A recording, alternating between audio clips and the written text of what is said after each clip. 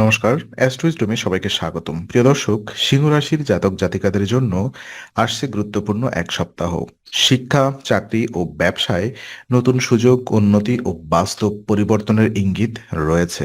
তো চলুন বিস্তারিত জেনে নেওয়া যাক এই সপ্তাহের সম্পূর্ণ ভবিষ্যৎ। প্রথমত শিক্ষা এবং স্টাডি লাইফ দেখে নিব। তো 2 থেকে 8 মার্চ সময়টি সিংহ রাশির শিক্ষার্থীদের জন্য মানসিক স্বস্তি ও উন্নতির সময় হিসেবে কাজ করবে। দীর্ঘদিন ধরে পড়াশোনার যে অস্থিরতা, মনোযোগের ঘাটতি বা ফলাফল নিয়ে উদ্বেগ ছিল তা ধীরে ধীরে কমতে শুরু করবে। একাদশ ঘরে বৃহস্পতির অবস্থান, শুভ অবস্থান নতুন শেখার আগ্রহ বাড়াবে এবং শিক্ষার্থীরা নিজের দক্ষতা উন্নত করার সুযোগ পাবে। যারা প্রতিযোগিতামূলক পরীক্ষা, অনলাইন কোর্স বা উচ্চ শিক্ষার প্রস্তুতি নিচ্ছেন, তাদের জন্য এই সময় বিশেষভাবে ইতিবাচক। পড়াশোনার পাশাপাশি শারীরিক কার্যকলাপ বা রুটিন মেনে চলা আপনাকে মানসিকভাবে শক্তিশালী রাখবে। সময় ব্যবস্থাপনা খুবই গুরুত্বপূর্ণ হবে। যারা পরিকল্পনা অনুযায়ী পড়াশোনা করবে, তারা দ্রুত অগ্রগতি দেখতে পাবে। নতুন বিষয় শেখার জন্য ইন্টারনেট ব্যবহার উপকারী হলেও অপ্রয়োজনীয় সোশ্যাল মিডিয়া ব্যবহার এড়িয়ে চলা প্রয়োজন। এই সপ্তাহে আত্মবিশ্বাসী হবে আপনার সবচেয়ে বড় শক্তি। আর ওদিকে চাকরি এবং কর্মজীবনের ক্ষেত্রে দেখা যায় এই সপ্তাহে কর্মক্ষেত্রে সিংহ রাশির জাতকদের জন্য উন্নতির দরজা নতুন দরজা খুলতে পারে। অফিস বা কর্মস্থলে টিমওয়ার্ক এবং অংশীদারিত্ব বিশেষভাবে ফলদায়ক হবে। সহকর্মীদের সহযোগিতা এবং ঊর্ধ্বতনদের প্রশংসা আপনাকে মানসিকভাবে উৎসাহিত করবে। আপনার কাজের দক্ষতা নজরে আসবে এবং নতুন দায়িত্ব পাওয়ার সম্ভাবনা তৈরি হতে পারে।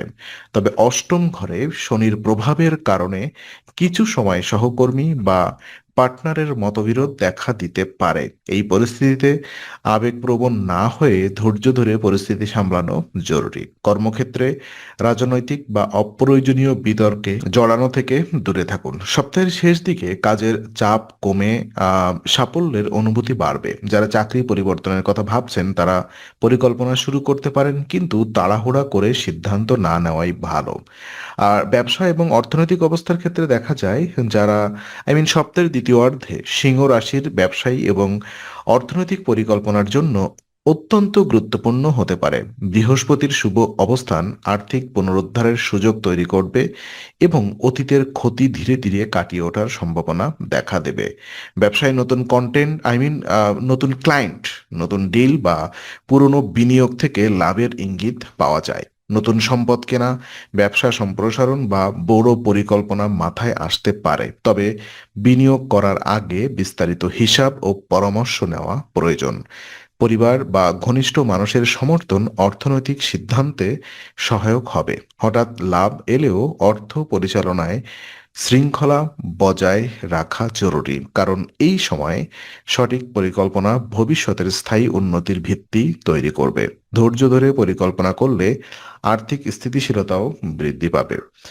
উদ্যোক্তা এবং নতুন উদ্যোগের ক্ষেত্রে দেখা যায় যারা নতুন ব্যবসা শুরু করতে চান বা উদ্যোক্তা হিসেবে নিজেকে প্রতিষ্ঠিত করতে চান, তাদের জন্য এই সপ্তাহ উৎসাহব্যঞ্জক। নিজের নেতৃত্ব গুণ প্রকাশের সুযোগ আসবে এবং নতুন ধারণা বাস্তবায়নের সাহস বাড়বে। পার্টনারশিপ ব্যবসা ভবিষ্যতে লাভজনক হতে পারে, তবে সিদ্ধান্ত নেওয়ার আগে সঠিক আলোচনা ও লিখিত পরিকল্পনা করা অত্যন্ত গুরুত্বপূর্ণ।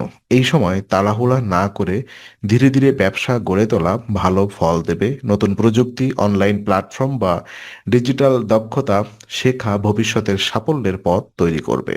ভ্রমণ বা নতুন যোগাযোগ ব্যবসার জন্য উপকারী হতে পারে, তবে অতিরিক্ত ঝুঁকি নেওয়া থেকে বিরত থাকুন।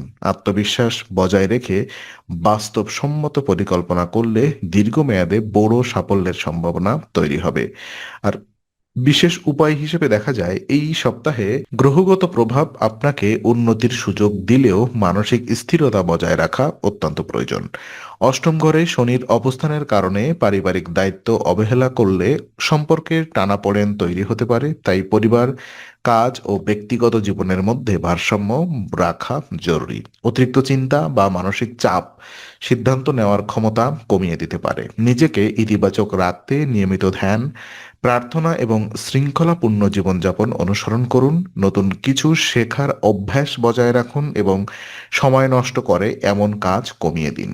তো বিশেষ উপায় হিসেবে প্রতিদিন ১৯ বার ওম ভাস্করায় নমঃ জপ করুন। এতে আত্মবিশ্বাস, মানসিক শক্তি ও কর্মসাফল্য বৃদ্ধি পাবে এবং সপ্তাহটি আরো শুভ হয়ে উঠবে।